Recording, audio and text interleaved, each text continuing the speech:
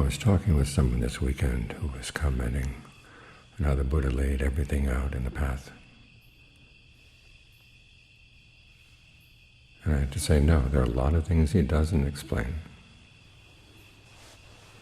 with a good purpose. If everything were handed to you on the platter, how would you develop your own discernment?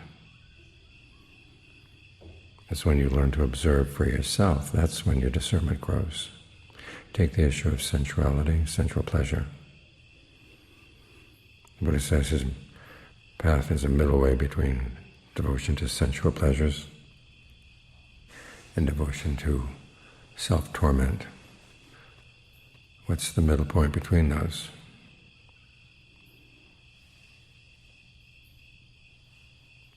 But when he describes the path, he doesn't say that it's a middle point. He said it avoids two extremes. Now, there are two ways you can avoid two extremes. One is finding a middle point between the two of them, and the other is to get off the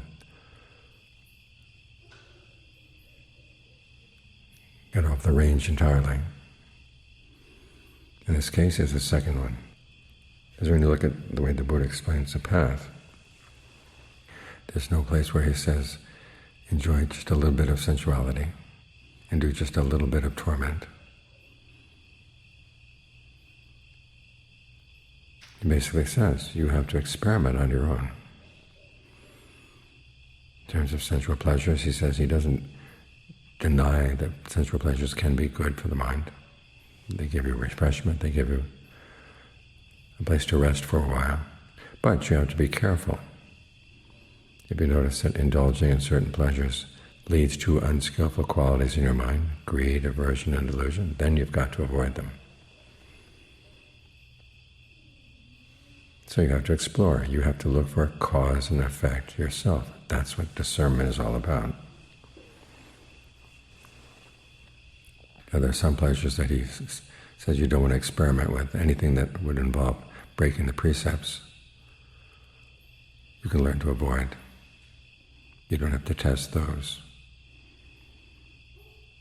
As for things that tend to be good across the board, there's the joy of a peaceful community that's conducive to the practice. There's the pleasures of nature. But even there, you have to be careful. Too much entanglement in a good community, even a good community, can get in the way of your practice. If you're constantly thinking about how much you would prefer to be in total nature, with total seclusion, you don't take advantage of the fact that here you are in a practice, here you are in a community, where you can practice, at least to some extent.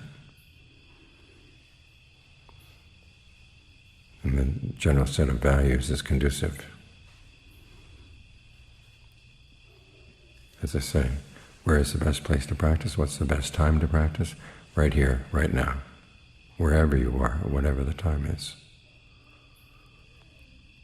Because you're shaping your experience right here, right now. And you want to see how you're doing that.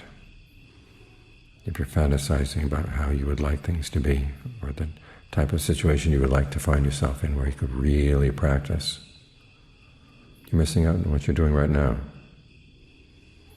And you don't know how much longer you'll have these right nows in order to practice in. So take advantage of what you've got. As for pains, it's a similar process.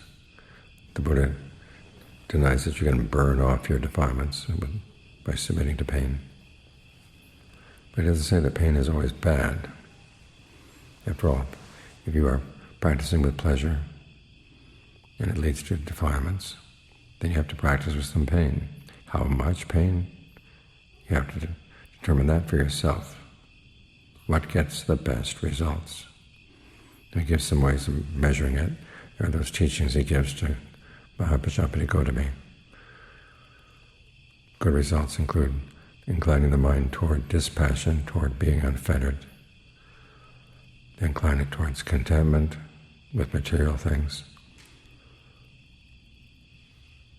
putting forth effort, shedding unskillful attitudes, being unburdensome, being unentangled, Anything that leads you in those directions is good. Be taken as Dhamma and Vinaya. The same with getting your mind in concentration. Remember the image of the cook. The cook provides different dishes for his master, the king, or the king's minister, and then he has to watch. What does the king like? What does he not like?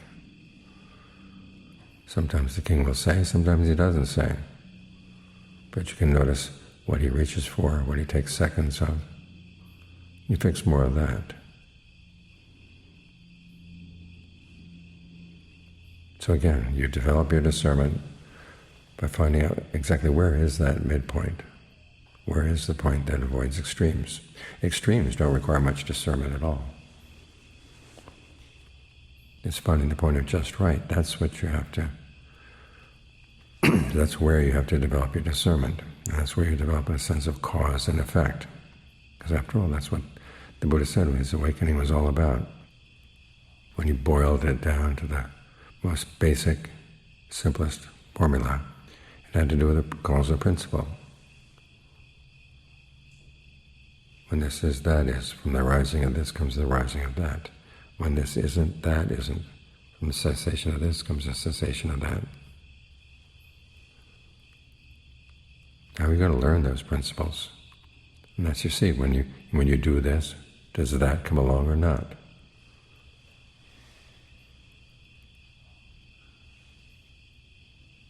As for self-torment, the canon does list the different ascetic practices, but it makes them optional.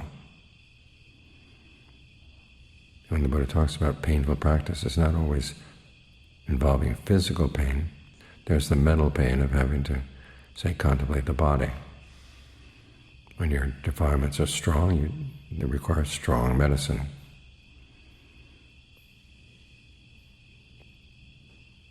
And for those of us who didn't gain awakening in the time of the Buddha, we can pretty much assume that yes, we do require some strong medicine. So whether you like those contemplations or not, you've got to put up with them. You've got to engage in them. Otherwise your defilements eat you up. So again, the point of just right is something you have to discover through trial and error, being willing to try things, be willing to make some mistakes. Some people want to have everything they do guaranteed beforehand. What kind of attitude is that? It's the attitude where they don't want to take any responsibility at all. The Buddha here is is having you take responsibility for your practice of the path. It's only when you're responsible that you begin to observe.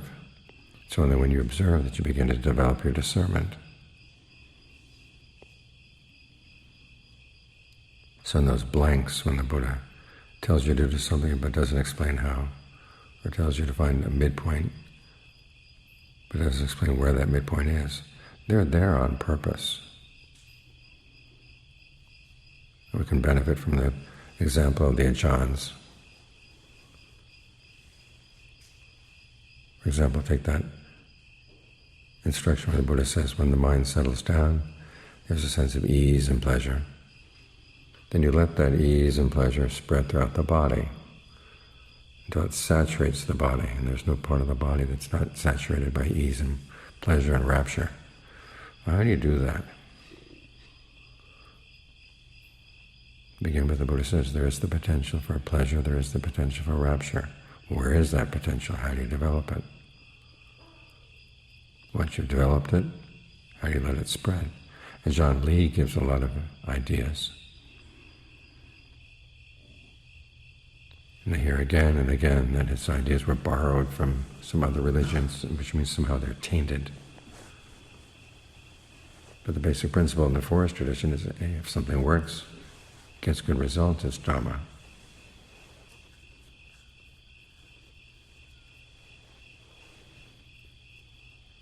And how are you going to know it's Dhamma? By trying it, testing it. You've got to use your imagination. and then testing the things you come up with. So, a lot of the practice is filling in the blanks. And it's in filling in the blanks that you become wise.